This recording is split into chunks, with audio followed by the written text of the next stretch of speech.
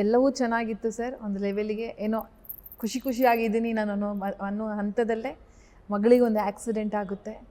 ಆ ಟೈಮು ನೀವು ಪಾಸ್ ಮಾಡಿದ್ದು ಹೇಗೆ ಸರ್? ಆ ಸಂದರ್ಭ ಹೇಗಿತ್ತು? ಅದು ನೋವಿನ ಕ್ಷಣ. ಇವತ್ತಿಗೂ ಕೂಡ ನನಗೆ ಗೊತ್ತಿರೋ ಹಾಗೆ ಹೆಣ್ಮಕ್ಳು ಯಾವತ್ತಿಗೂ ಕೂಡ ತಂದೆಗೆ ಅಟ್ಯಾಚ್ ಆಗಿರ್ತಾರೆ.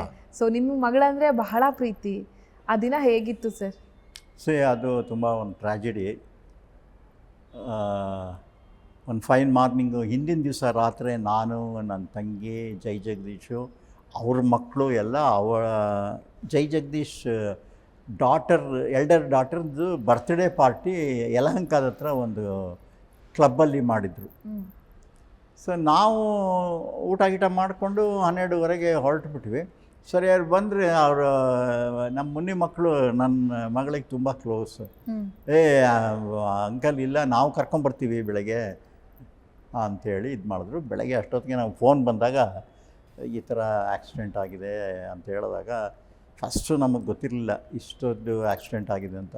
ನಾನು ಏನೋ ನಾರ್ಮಲ್ ಆಕ್ಸಿಡೆಂಟ್ ಆಗಿದೆ ಅನ್ಕೋಣ. ಅಲ್ಲಿ ಹೋದಾಗಲೇ ಡಾಕ್ಟ್ರ್ ಹೇಳಿದಾಗಲೇ ಗೊತ್ತಾಗಿದ್ದು ಈ ಥರ ಇಂಜುರಿ ಆಗಿದೆ, ಆಪ್ರೇಷನ್ ಮಾಡಬೇಕಂತ. ಅದು ಒಂದು ತುಂಬ ದೊಡ್ಡ ಎಫೆಕ್ಟ್ ಆಯಿತು ನಮಗೆ. ಏಕೆಂದರೆ ಏನೇ ಆಗಲಿ ಅವಳು ತುಂಬ ಆ್ಯಕ್ಟಿವ್. ಅವಳು ಬಿಗ್ ಬಾಸ್ಗೆ ಹೋಗಿದ್ಲು, ಸಿನಿಮಾ ಮಾಡಬೇಕು ಅಂತಿದ್ಲು, ಅಂಬರೀಷಂಗೆ ಹೋಗೆಲ್ಲ ಕತೆ ಹೇಳಿದ್ಲು. ಅಂಬರೀಷ ಏನೇ ನಿನ್ನ ಮಗಳಿಗೂ ಡೈರೆಕ್ಟ್ ಮಾಡುತ್ತೀರಾಳೆ ಅಂತೀನಿ ನನಗೆ ಅಂತ. ಹಾಗೆ ಇತ್ತು. ಅದು ಸಡನ್ನಾಗಿ ಒಂದು ಶಾಕ್ ಆಯಿತು. ಮತ್ತೆ ಮಗು ಆದರು ಸರ್ ಮನೆಗೆ, ಮತ್ತೆ ಮಗು ಥರನೇ ಇದ್ರು ಮನೆಯಲ್ಲಿ. ಆಗ ನೀವು ಇದ್ಲು ನಮಗೆ. ಈಗ ಶೀ ಈಸ್ ಆಲ್ ರೈಟ್ ಈಗ.